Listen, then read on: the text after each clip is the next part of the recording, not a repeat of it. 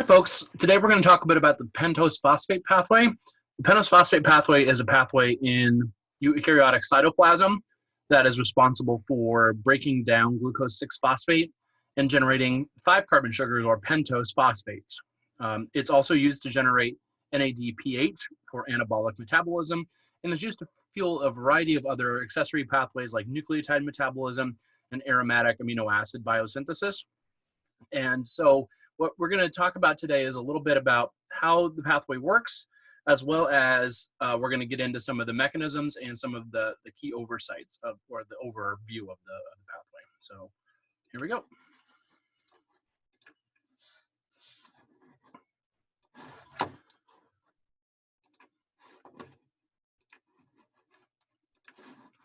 All right, so the pentose phosphate pathway derives out of the same place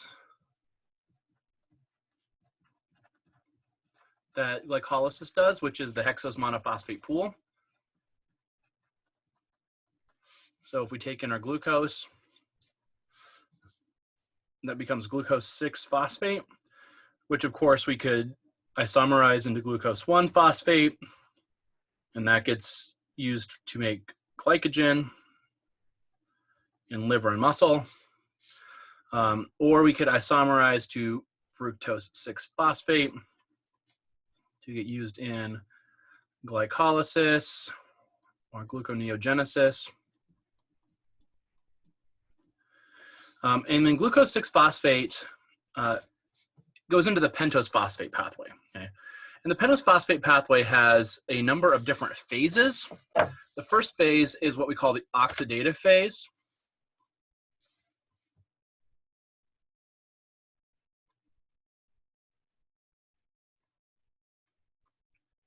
And for the oxidative phase, that's where all the redox is happening, and that's where all of our NADPH is being generated. So for just the oxidative phase, what we do is we start out with a glucose 6-phosphate. We react it with 2 NADPs, and we generate a ribulose 5-phosphate, 2 NADPHs. And because we've gone from a 6-carbon sugar here, glucose 6-phosphate, to a 5-carbon sugar, ribulose 5-phosphate, we also lose a CO2 at this point. So we could kind of shorthand this as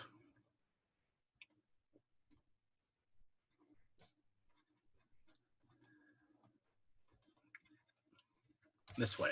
The oxidative phase takes a glucose 6-phosphate in, knocks out 2 NADPHs, and then we generate an Ru5P. And that is a ketose sugar. Okay? The U in the name is kind of a hint that we've gone to a ketose. Glucose 6-phosphate is an aldose.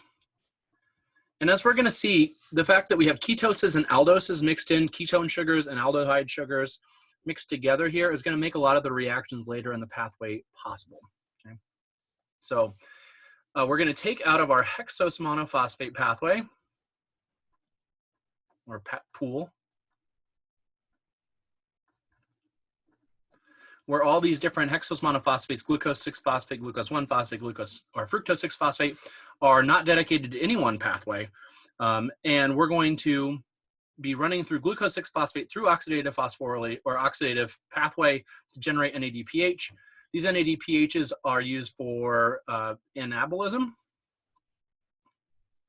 reductive anabolism. And so we're going to be able to generate complex biomolecules out of a common set of smaller pieces. And so we consider the pentose phosphate pathway a predominantly anabolic pathway. It's used to build things up instead of tearing them down like glycolysis is. Okay? So Ru5P is generated as a product of this. This guy gets isomerized into ribose 5-phosphate. And then it gets epimerized into xylulose 5-phosphate. And here we generate our pentose monophosphate pool.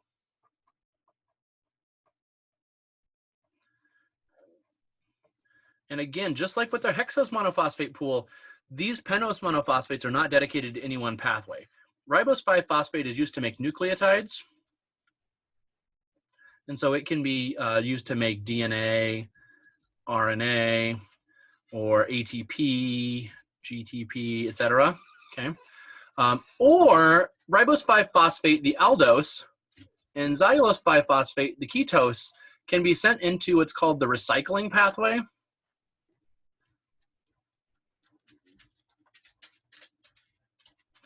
where we can take the leftover carbons. We're going to do 2 xylulose 5-phosphates to 1 ribose 5-phosphate, and we're going to end up generating 2 F6Ps out of the recycling pathway and 1 gap. And those are going to be used either to regenerate for glycolysis, or you can run them back through again, the pentose phosphate, to keep harvesting NADPH out of them until we essentially burn it all up as CO2s, right? Every time we run this, we're going to lose a carbon, and so we're gonna be losing a little bit of our energetic yield that glycolysis could have yielded. But again, this is the main way of making NADPH. This is used to make fatty acids,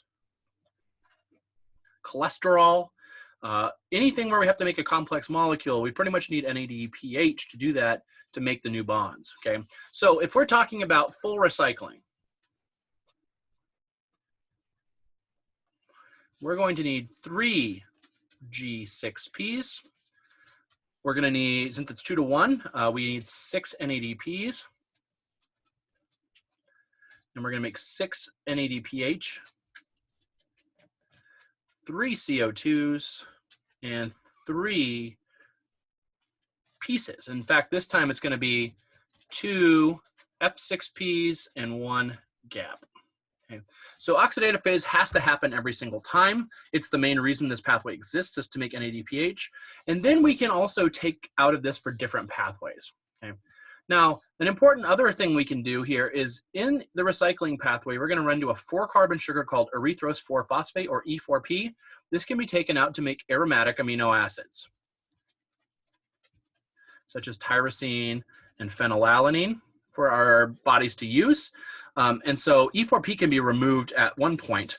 And that's kind of one good reason why we end up with 2 xylulose 5-phosphates here, is because if E4P is removed, we don't have to use the second one. We can just end up making a fructose 6-phosphate. So there's partial recycling, full recycling, but understand kind of the key structures of this. This phase is called the isomerization phase. Both of these together are called the non-oxidative phase. It's kind of crude, but it's true. It's the oxidative phase and the non-oxidative phase. But I like to break it into pieces. There's 3 areas: the oxidative phase, the isomerization or the pentose monophosphate pool, and then the recycling pathway. Each of these is can be taken off into other pathways to be used. So keep in mind kind of what's going on in these pathways and how we're going to use them. And on the next video, we're going to talk a little bit about the oxidative phase and do some mechanism. Then we'll talk about isomerization and the general recycling phase, and then we'll talk about mechanisms of recycling. Okay. So thanks a lot, folks.